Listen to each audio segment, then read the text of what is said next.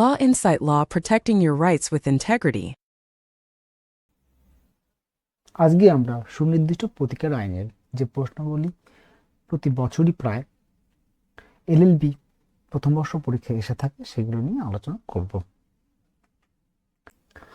প্রথম যে প্রশ্নটি নিয়ে আলোচনা করব সেটা হচ্ছে এসআর অ্যাক্ট এর 9 ধারার অধীনে ইকুইটি পরিসর কতখানি?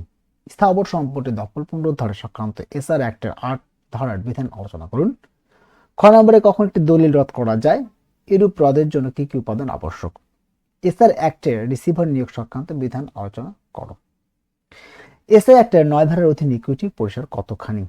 ধারা 9 সেকশন 9 দখল পুনরুদ্ধারের ক্ষেত্রে ইকুইটির ভূমিকা। এসআর অ্যাক্টের 9 ধারার ইকুইটি একটি গুরুত্বপূর্ণ প্রয়োগ। এই ধারার মাধ্যমে আদালত ন্যায়পরণতার ভিত্তিতে দখল পুনরুদ্ধার প্রতিকার দেয়। ইকুইটির পরিসর ধারা 9 অনুযায়ী সত্য নয়, দখলই মুখ্য।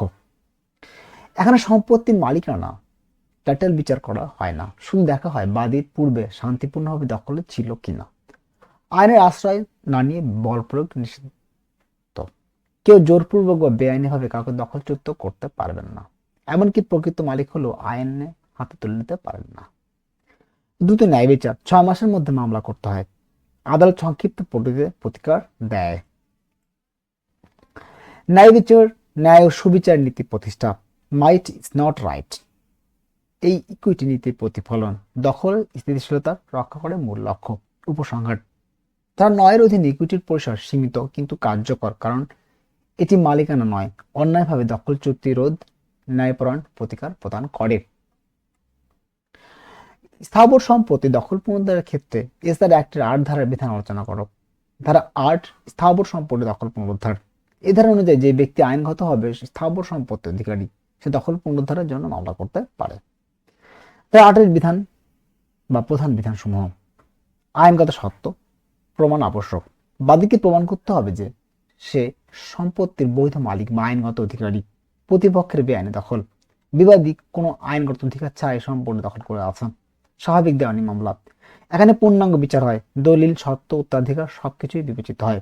সময়সীমা নেই অনুযায়ী বা লিমিটেশন অনুযায়ী। ধারা 9 মতে 6 মাসের বাধ্যবাধকতা নেই। প্রশ্ন খ, কখন একটি দলিল রদ করা যায়?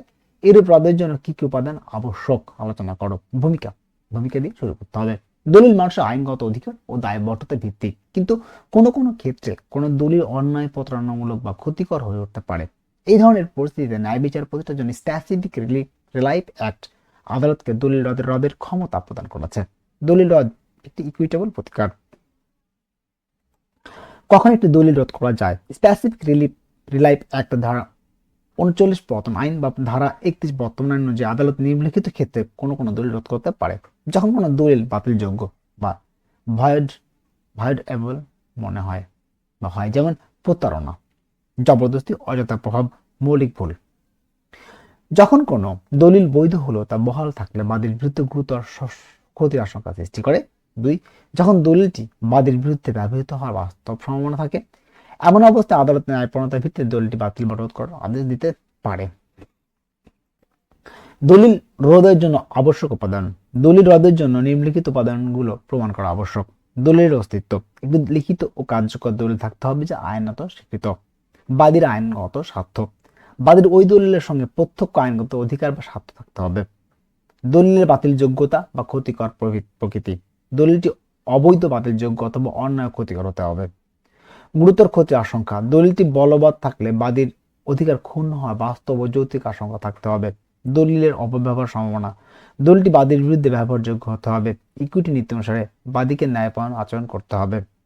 হি who seek equity must come with clean hands নীতি প্রযোজ্য। বিকল্প প্রতিকার অপতুলতা। অন্য কোনো কার্যকর প্রতিকার না থাকলে আদালত সাধারণ দলিল রদের আদেশ দেয়। উপসংহার, অতএব বলা যায়, যখন কোনো দলিল অন্যায়, প্রতারণামূলক বা ক্ষতিকর হয়ে বাদীর আইনগত অধিকারের জন্য হুমকি সৃষ্টি করে এবং তার বিরুদ্ধে ব্যবহৃত হওয়ার সম্ভাবনা থাকে, তখন আদালত ইকুইটি ভিত্তিতে সেই দলিল রোধ করতে পারে। দলিল রোধের জন্য দলিলের অস্তিত্ব, বাদীর স্বার্থ, ক্ষতির আশঙ্কা ও ন্যায়পরায়ণ আচরণ এসব উপাদান অপরিহার্য।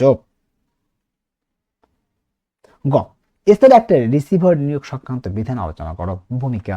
রিসিভার হলো আদালত কর্তৃক নিযুক্ত একটি নিরপেক্ষ ব্যক্তি যার কাজ হলো মামলাধীন সম্পত্তি সংরক্ষণ, ব্যবস্থাপনা ও সুরক্ষা করা। স্পেসিফিক রিলাইফ অ্যাক্ট ইকুইটি নীতি ভিত্তিতে আদালতকে রিসিভার নিয়োগের ক্ষমতা প্রদান করেছে, যাতে মামলা নিষ্পত্তি না হওয়া পর্যন্ত সম্পত্তি নষ্ট, অপচয় বা অপব্যবহার থেকে রক্ষা পায়।